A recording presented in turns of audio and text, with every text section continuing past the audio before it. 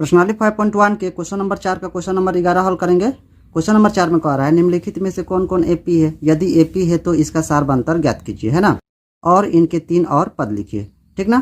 तो ये जो संख्या का सूची दिया हुआ है इसे कह रहा है एपी में है या नहीं है ना। तो एपी में है या नहीं है हमें कैसे पता चलेगा, इसके लिए क्या करना होगा, सारबंतर ज्ञात करना होगा, है ना। तो सारबंतर ज्ञात करेंगे तो सारबंतर का मान अगर तीनों बराबर आ जाता है तो ये संख्याएं एपी में होगी, ठीक ना। अगर सारबंतर बराबर नहीं आता है तो एपी में नहीं होगा, ठीक है। और कह रहा है इसमें अगर संख्या एपी में होगा तो और हमें 3 पद ज्ञात करना होगा, ठीक है।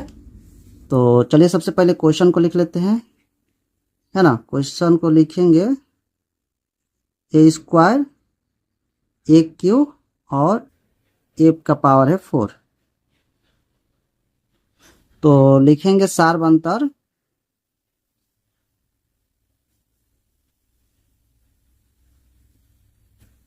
ठीक ना। तो सारबंतर को अंग्रेजी के छोटे अक्षर डी से सूचित करते हैं, है ना। तो देखिए जब भी सारबंतर ज्ञात करना होता है तो संख्या को जो सूची दिया रहता है उसे मान लेते हैं, पहला पद को मानेंगे A1, दूसरे को मान लेते हैं A2, तीसरे को A3 और चौथे को A4, ठीक है। ये अगर आप नहीं भी मानते हैं तो चलेगा, ठीक है, लेकिन मान लेने से क्या होगा, सवाल बनाने में थोड़ा सुविधा होगा, ठीक है। तो यहाँ पर होता है सारबंतर होता है A2 माइनस A1, ठीक है, यानी दूसरे पद में से पहले पद को घटाएंगे, ठीक है। तो दूसरा पद क्या है, ए स्क्वायर माइनस ए है, ठीक है। तो यहाँ पर देखिए ए स्क्वायर में से ए माइनस करना है ना, तो माइनस होगा क्या, नहीं होगा माइनस, है ना। इसे कॉमन लेकर बना सकते हैं, लेकिन नहीं भी लेने से होगा, इसे ऐसे ही छोड़ देंगे, ठीक है। इसे मान लेते हैं D1, ठीक है। अब निकालेंगे D2। तो D1 में दूसरे पद में से पहले पद को घटाया है ना, अब D2 में तीसरे पद में से दूसरे पद को घटाएंगे, है ना, यानी कि लिखेंगे यहाँ पर A3 माइनस A2, ठीक है। तो A3 क्या है यहाँ पर, AQ है ना, और A2 है A स्क्वायर, है ना। ए भी नहीं घटेगा, है ना, तो ए भी नहीं घटेगा, इसे ऐसे ही छोड़ देना होगा, ठीक है, ऐसे ही छोड़ देंगे, है ना। कोमा लेकर बना सकते हैं लेकिन नहीं बनाने से भी होगा, है ना।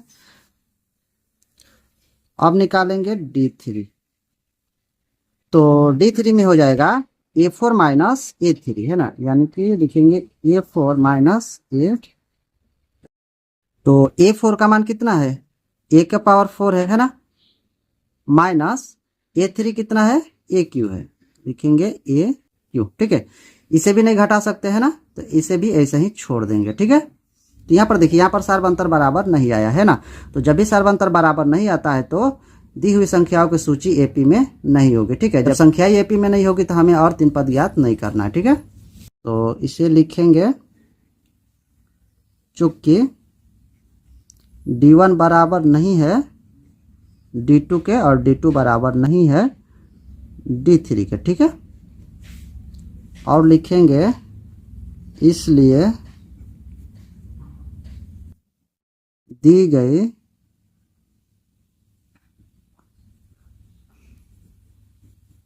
संख्याओं की सूची एपी में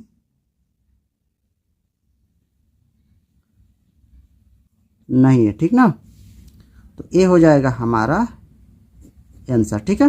अगर वीडियो अच्छा लगा हो तो एक लाइक सब्सक्राइब करते जाएगा। इससे पहले का वीडियो अगर आप लोग नहीं देखे होंगे तो प्लेलिस्ट में वीडियो है, जाकर देख सकते हैं। तो चलिए फिर मिलेंगे अगले वीडियो में।